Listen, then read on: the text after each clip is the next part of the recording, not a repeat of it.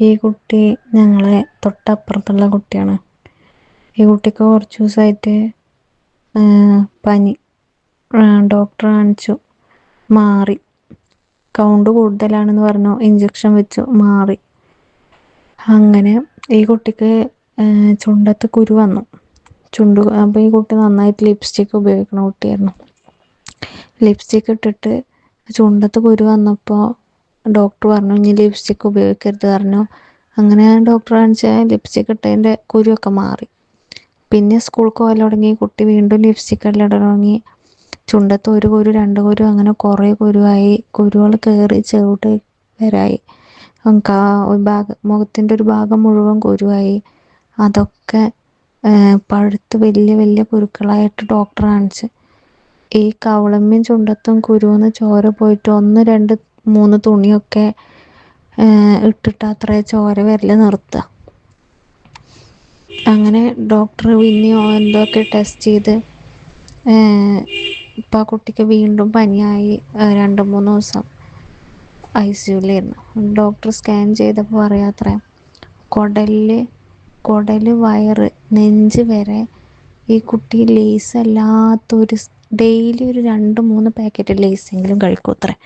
അതേപോലെ ചെറിയ ചെറിയ ഈ 7up കുപ്പികളൊക്കെ ഉണ്ടല്ലോ, ചെറുതും വലുതൊക്കെ, അതൊക്കെ കഴിച്ചിട്ട് ഈ കുട്ടിയുടെ വയറ്റിൽ അടഞ്ഞിട്ട് ഭക്ഷണം തിന്നാൻ ചെല്ലാതായിക്കണെന്ന്. ഒരു ഇഡ്ഡലി, ഒരു പത്തിരി അങ്ങനെയൊക്കെ കഴിച്ചതാണ്. ഈ ലേസ് ഡെയിലി അതിന് നിർബന്ധം അത്രേ. ലേസ് കിട്ടാത്തതിന് അത് അവിടെ കിടന്ന് പ്രാന്തിളകും പോലെ ഇളകുക.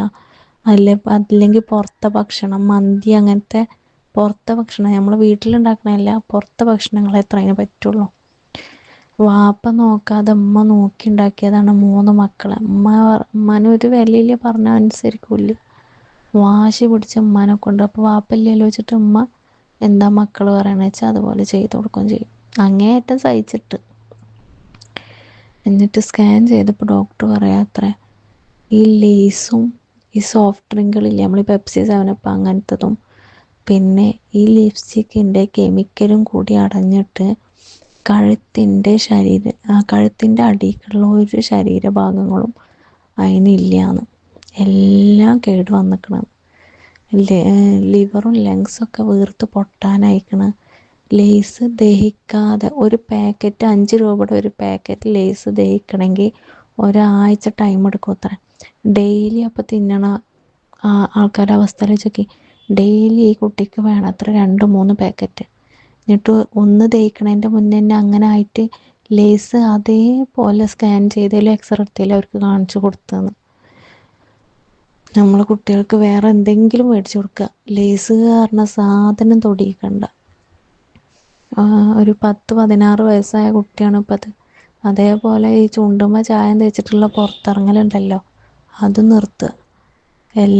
ചെറിയ മക്കൾക്ക് വരെ വേണം അപ്പം അത്. ഇല്ലാത്ത പരിപാടിയില്ലല്ലോ. എല്ലാവരും ശ്രദ്ധിക്കും, കുട്ടികൾക്ക് നല്ലത് തിന്നാൻ മേടിച്ചു കൊടുക്കുക. മുട്ടായും ലേസൊക്കെ പറ്റുത്രേ, ആഴ്ചയിൽ 1 അല്ലെങ്കിൽ 2 ആഴ്ച കൂടുമ്പോൾ 1. കാരണം അതിന് ഒരു പാക്കറ്റ് കഴിഞ്ഞ് ഒരു പാക്കറ്റിന് ദഹിക്കാനുള്ള സമയം കിട്ടുന്നുണ്ട്. ഇതൊന്നും ഇല്ലാന്ന്.